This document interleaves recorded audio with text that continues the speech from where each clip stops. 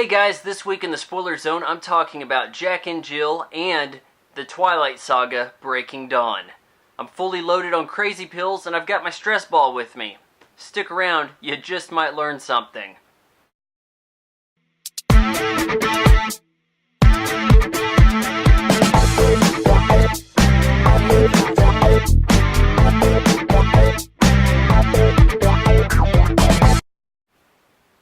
I don't know how I have survived like the past few days. I watched Jack and Jill starring Adam Sandler and Al Pacino. And then like the next movie I watched was the Twilight Saga Breaking Dawn, and I am just really questioning life right now. Like, I just want to go on like a crime spree and videotape it and put it on YouTube. It's so bad to watch those together, and to know that they're both going to make a wad of cash. I guess we'll start with Jack and Jill. Spoilers. The movie blows.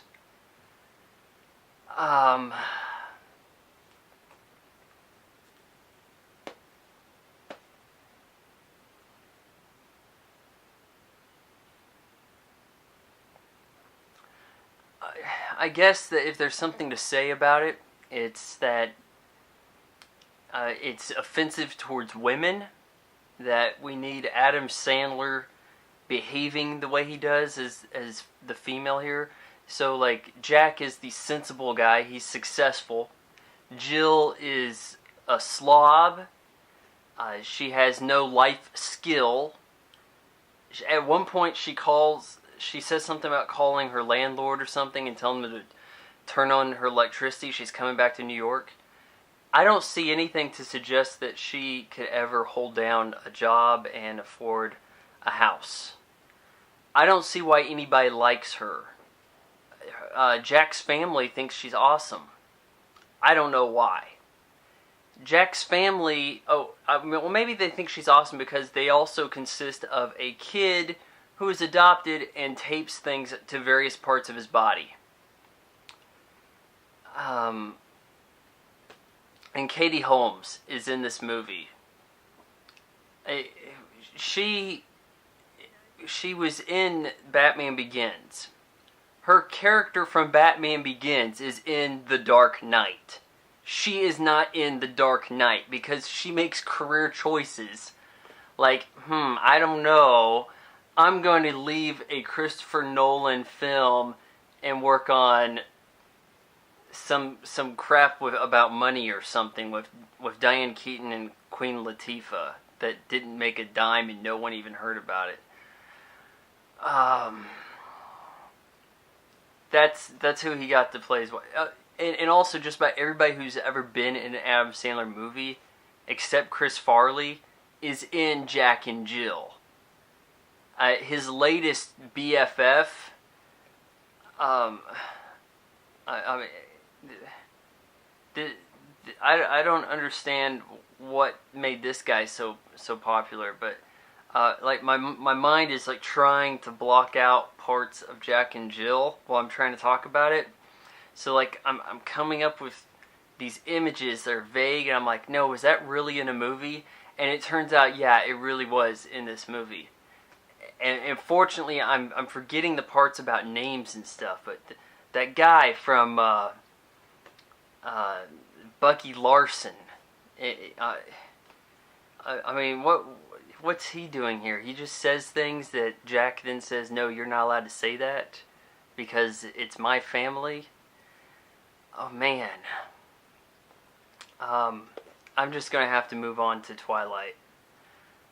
It's a little fresher in my mind. I haven't quite forgotten everything that happened, but in complete seriousness, I was looking forward to this movie only because we have movies like Jack and Jill and a whole lot of other things that don't establish characters. They don't take the time to work in anything about the characters.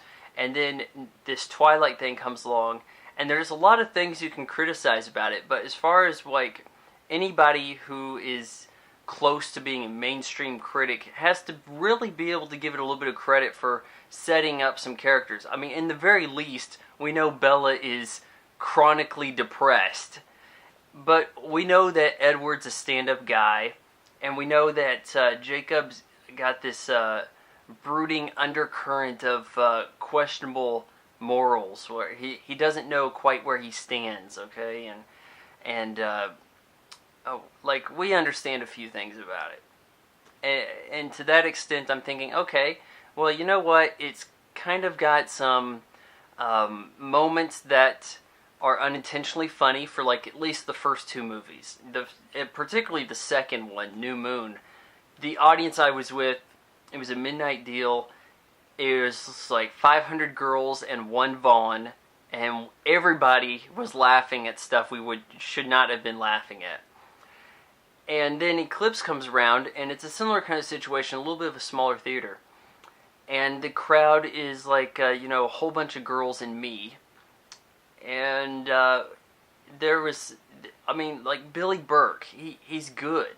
I really like him as Bella's dad. I would look forward to even the next one based on if he's in it and he has some quips, then hey, I guess I'm game for that. But in this one, he was kind of scaled back a little. He wasn't quite as funny as he was in the previous ones. And he's got like one line at the wedding, which is really just set up all wrong, this wedding scene. Weddings in movies are usually a big deal. Like, there's a lot of prep time put in. You see people expressing a lot of anxiety over, oh no, we got the wrong flowers or whatever. And it's sort of a rom-com kind of situation, like you would expect from a movie, particularly with J-Lo, because she's in The Wedding Planner, right? But I don't see a lot of movies rush a wedding quite like this. I guess the only time I've seen a wedding go quicker was in Match Point, where it's like, hey, I just met this chick, bam, done. And that was a different kind of timing thing. It wasn't about getting married. Like, being married in that movie is not quite the same thing as it should be here, because there's hardly any story in this movie. Match Point has to do with a murder cover-up. What is this movie about? Well, let me tell you what Breaking Dawn Part 1 is about. It's about making you go see Breaking Dawn Part 2.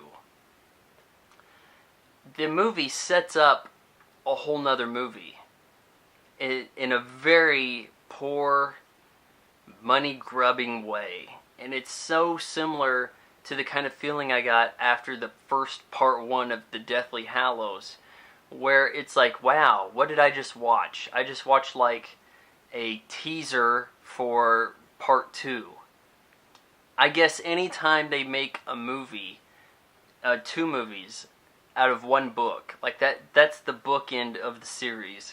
Let's split that and make extra money by making people buy 2 tickets, and we actually shoot it all together, we edit it all together. We might as well make a 4-hour movie, or maybe like 3 hours. I mean, I could have been okay with a 3-hour Twilight movie where things actually happen. What happens here? Well, depressed chick gets married. Then she has a honeymoon, has some kind of baby, is holding a baby for like all of a week. Maybe, at most she's pregnant for a week before she has the kid and turns into a vampire. In the meantime, the werewolves are looking at this like, well, they took a human and it's against the part of the treaty for them to capture a human like this and make her have a kid. That's the way the werewolves see this.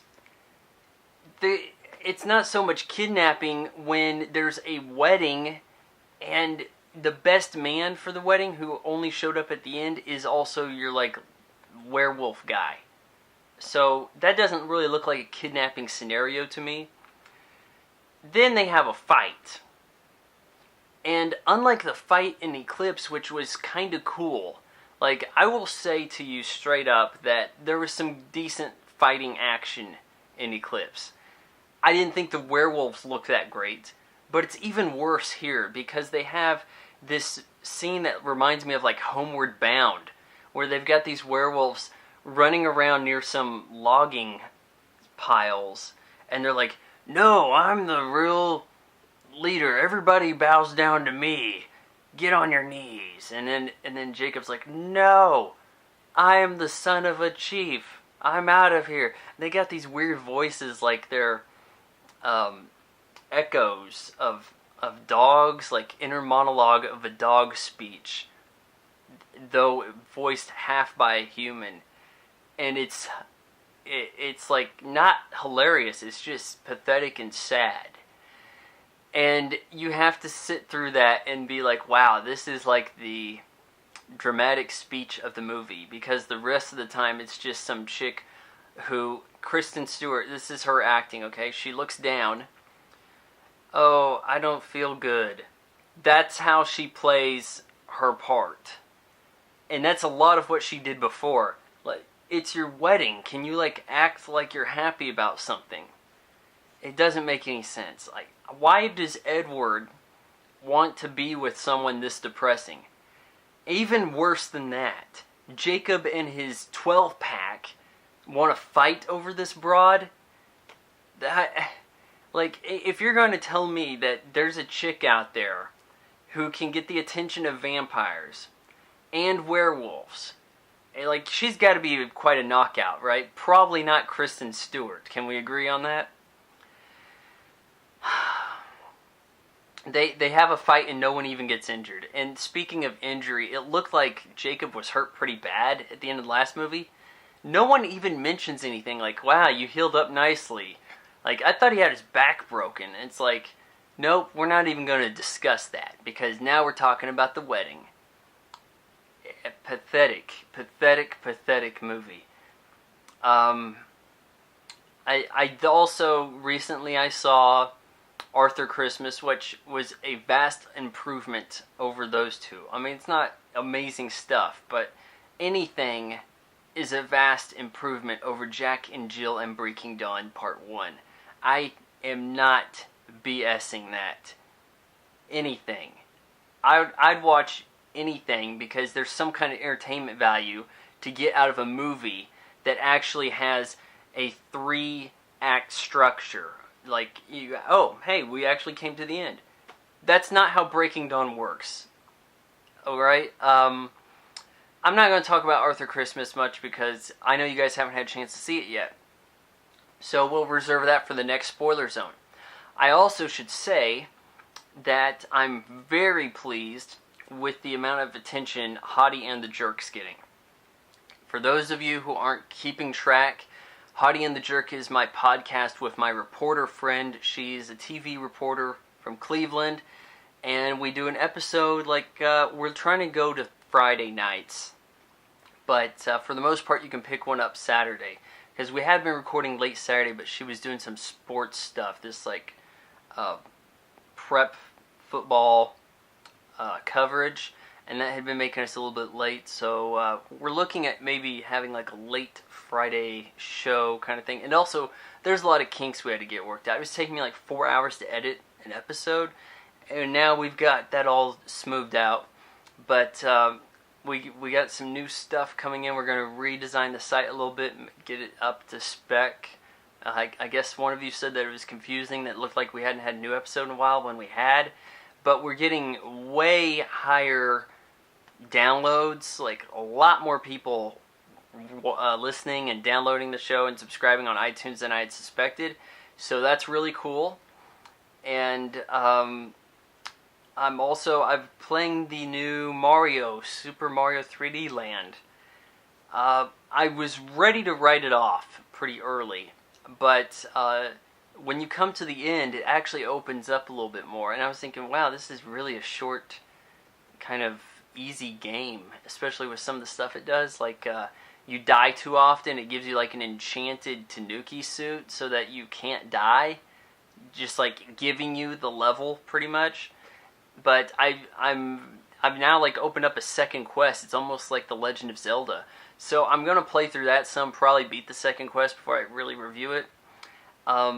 Whether or not, it's probably going to be a Sonic review.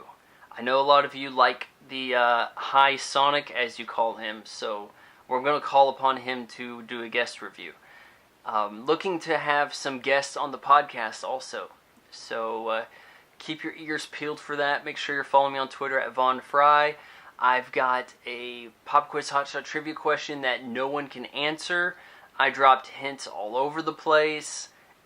When I was a guest on the Geek Girls Network podcast, I dropped a hint as I was talking about The Walking Dead. No one is even guessing on this question, and 2 years ago I used to get about 150 guesses per question. Now I can't even get one. So that shows you my declining popularity on the web. I'll see you guys next time.